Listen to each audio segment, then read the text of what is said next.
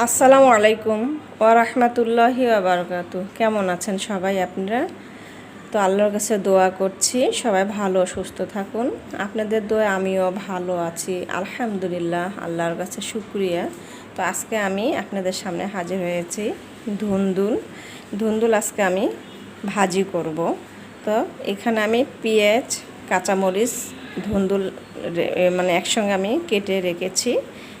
আমি তার সঙ্গে এখন আমি সামান্য একটু পরিমাণ দেখুন হলুদ গুঁড়ো, জিরা এবং গরম মশলা গুঁড়ো, ধনিয়া গুঁড়ো আর লবণ আমি এখন এগুলো সঙ্গে দিয়ে দিচ্ছি। ধুন্দুলের মধ্যে আমি একটু ঝাল পরিমাণ বেশি দিয়েছি আজকে, কারণ হচ্ছে ধুন্দুল তো মিষ্টি লাগে খেতে, এই জন্য আমি একটু ঝাল পরিমাণটা বেশি দিয়েছি। তো এখানে আমি এখন সরিষার তেলটা দিয়ে দিচ্ছি। এটা চাইলে ভর্তাও খাওয়ানো যায়, খুব সুন্দর লাগে ভর্তা খেতে, বা আমি আজকে ভাজি করব। তো এখন আমি এটা চুলাতে বসিয়ে দেব। চুলাতে বসিয়ে দিলাম, এখন আমি ঢেকে দেব।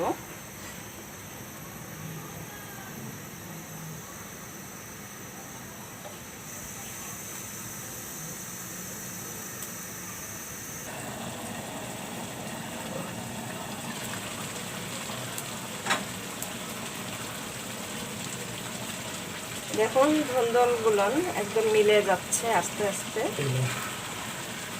আমি এখন এর মধ্যে ধনিয়া পাতা দিয়ে দিব।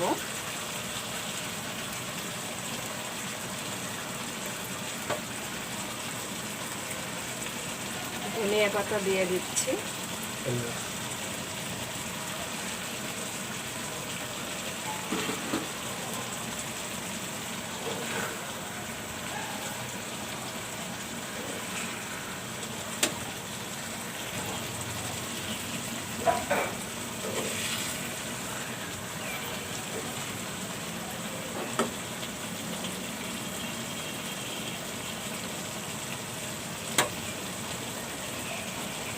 ঢেকে দিলাম আবারও।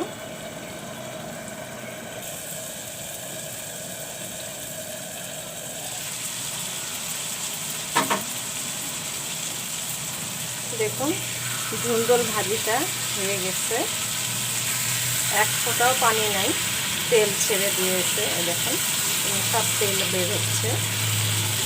তো ধুন্দুল আপনারা এইভাবে ভাজি করে খাবেন, একটু ঝালটা একটু বেশি বেশি করে দিবেন। পেঁয়াজ, মরিচ এবং ধনিয়া পাতা আমি দিয়েছি, ধনিয়া পাতাটা দিবেন। ভাজিটা কিন্তু অনেক সুন্দর হয়েছে, খেতেও মজা হয়েছে। এটা রুটি অথবা পরোটা, গরম ভাত দিয়েও ভালো লাগে খেতে। তো সবাই ভালো থাকবেন, তো সুস্থ থাকবেন, এই দোয়া কামনা করে রেখে দিচ্ছি। আসসালামু আলাইকুম ওয়া রাহমাতুল্লাহি ওয়া বারাকাতুহু।